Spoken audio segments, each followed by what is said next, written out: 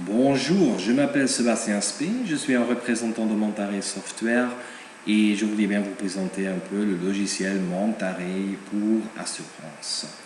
Alors la gestion d'assurance, ça contient bien sûr la gestion des polices. Alors je voudrais bien vous montrer comment souscrire à une police. Ça c'est très facile, on peut aller dans le menu, on peut aller dans la maintenance d'une police et on voit déjà le premier enregistrement de police dans la base de données.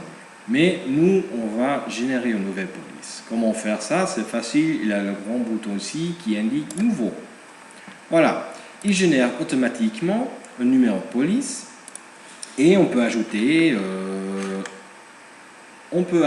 voilà, une description. Auto, Fiat Panda, voilà. Si après vous voulez ajouter encore des autres choses, c'est possible de modifier la police aussi. Nous sélectionnons domaine, c'est une liste que vous pouvez paramétrer vous-même. On a ici déjà une liste disponible. Alors je prends numéro 5 auto et ça va nous donner une liste des produits d'assurance, des types d'assurance disponibles. Alors je prends transport personne ou tourisme et affaires, usage mixte, mais voilà, transport personne. Ensuite, vous définiez qui va collecter la prime vers le coopérateur. Le producteur, dans ce cas-ci, c'est l'agent d'assurance. Alors, on sélectionne que le producteur va collecter à chaque fois. On a ici mensuel, la périodicité. Alors, à chaque mois, il doit générer une facture. Chaque mois, le coopérateur doit payer sa prime d'assurance. Ça, c'est... voilà.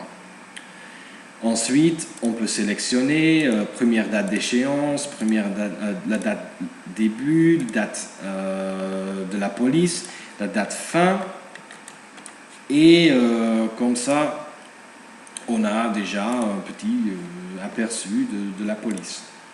On peut ajouter une compagnie d'assurance et bien sûr, il faut ajouter un client. Alors, disons que c'est M. Anton Popova. Voilà, maintenant on a déjà des informations critiques pour la police, mais ce qui est la plus important, c'est la génération de primes, des garanties.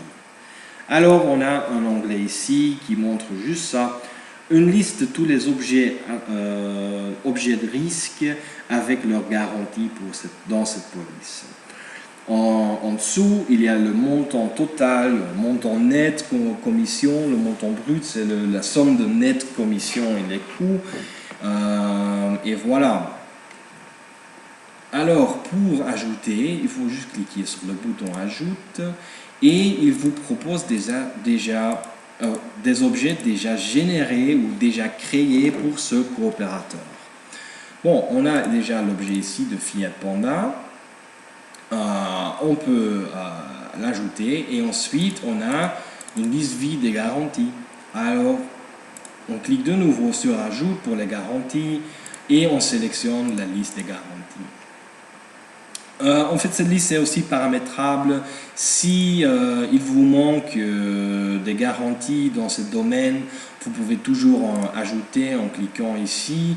Après, vous définiez les nouveaux produits que vous voulez ajouter et voilà. Mais dans ce cas-ci, on a déjà une liste existante. Alors, je prends le vol, j'ajoute une date début d'aujourd'hui, une date fin aussi d'aujourd'hui, et on a ici le prime courtier. Le prime courtier, c'est en fait le prime d'agent d'assurance, c'est la prime qu'on va envoyer vers le coopérateur. On a alors la prime base de 10 €, on a la commission de 2,50 €, on a les coûts, par exemple 1 € parce que c'est envoyé par poste, disons quelque chose. Et en fait, le prime courtier sera rempli automatiquement. On le sauve et voilà. On a la liste, notre objet pour le montant total, le prime total pour chaque garantie.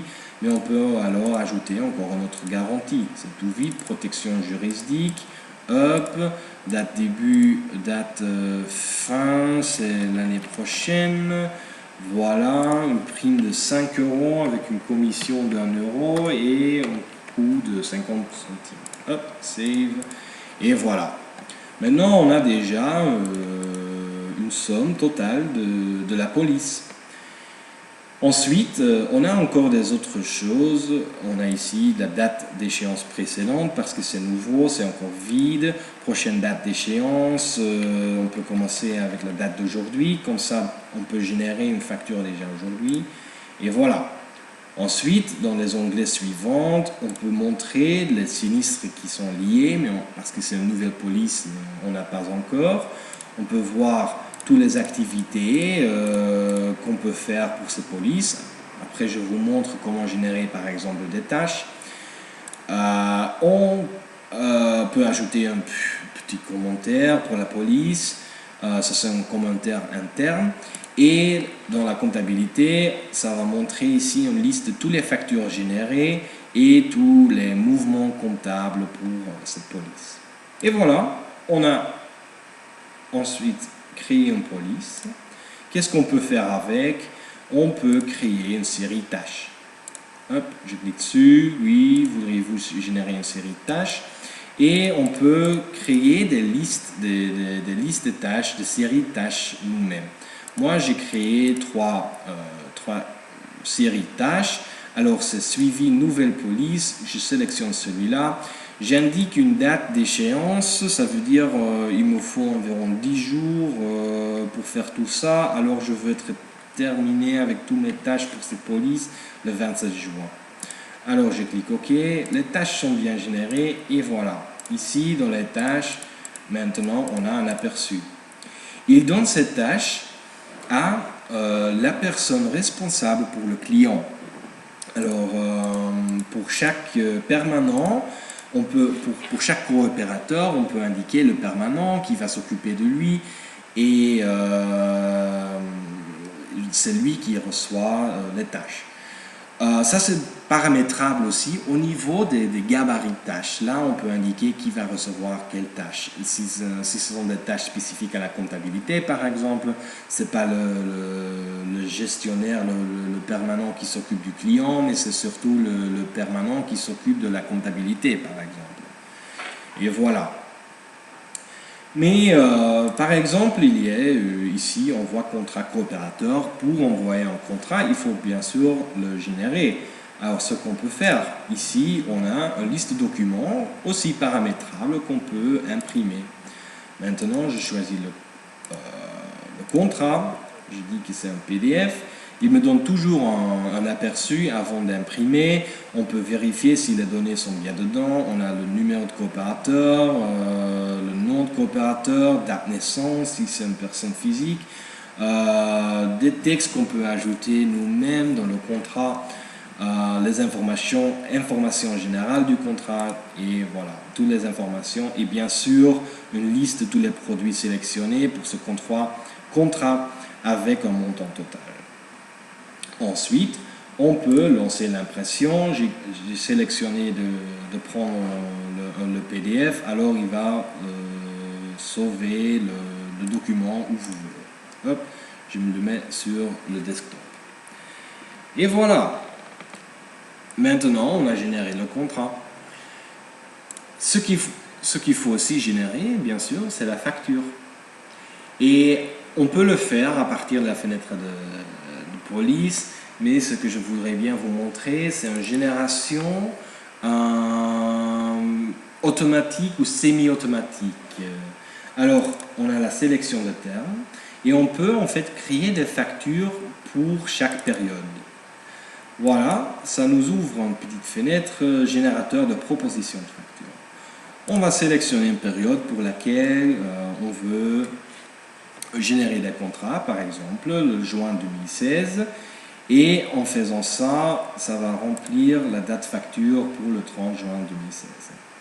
Si on clique simuler et pas simuler, si on clique sur simuler après que vous quittez la fenêtre, ça va supprimer en fait toutes les propositions générées.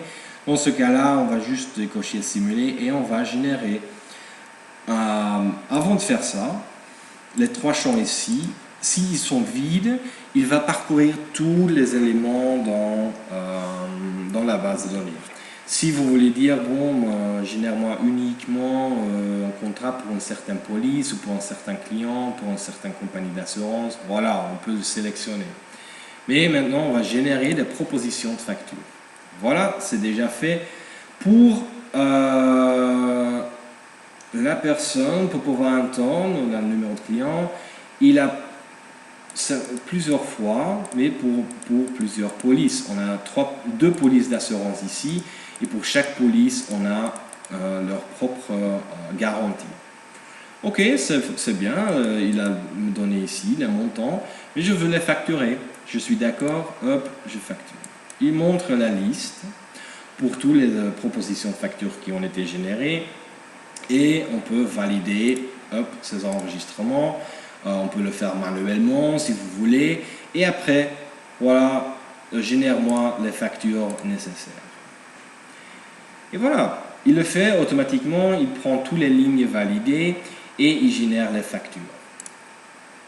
Alors, par exemple, au niveau de la police, on a ici la dernière police créée qui avait aussi une facture.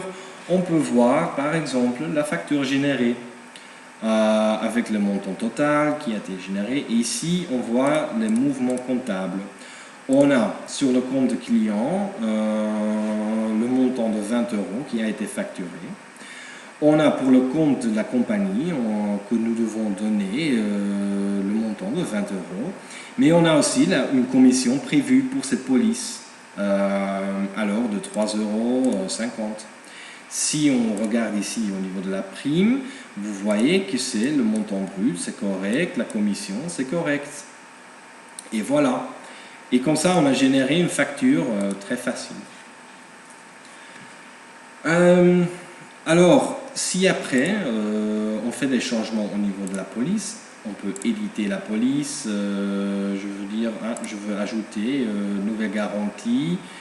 Hop, on fait ça immédiatement. Rapatriement, ça c'est de 5 €. Hop, ça c'est un peu beaucoup comme ça. Voilà. Sauve. Et maintenant, on peut faire un avenant au contrat, changement prime. Il fait la même chose. Il génère un document. C'est un document que vous pouvez encoder vous-même ou paramétrer vous-même. Et voilà, il envoie un petit changement de prime. Et finalement, on a une facture. Alors, imprime-moi la dernière facture. Hop, il prend les données de la facture de vente.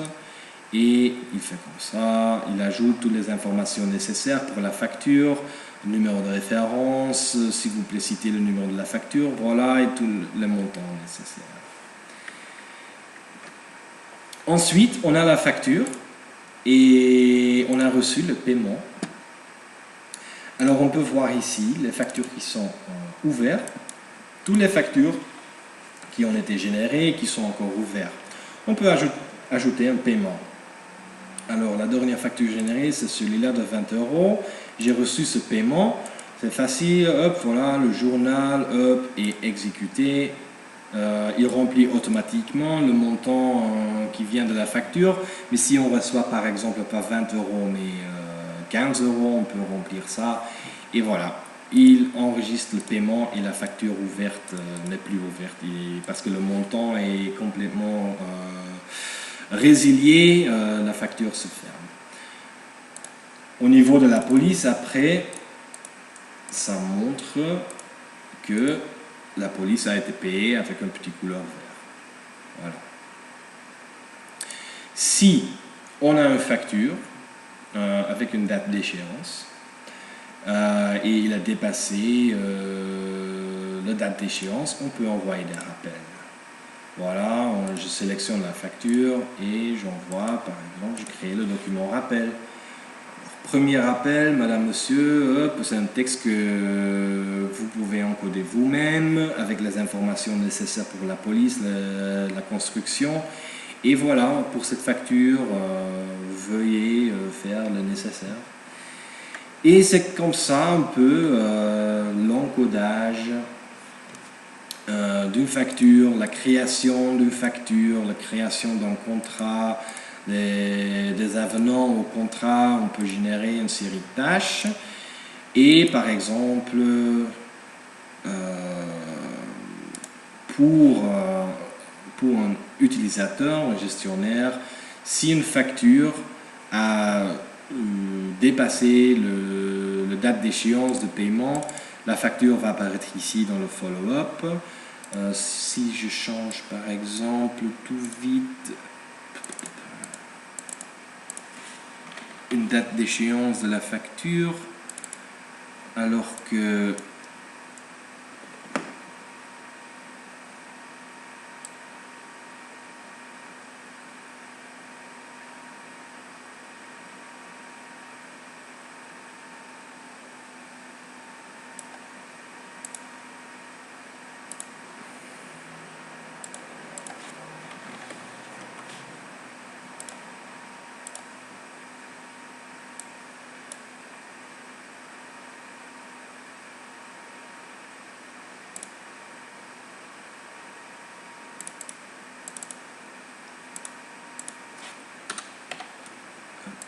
alors j'ai ici une facture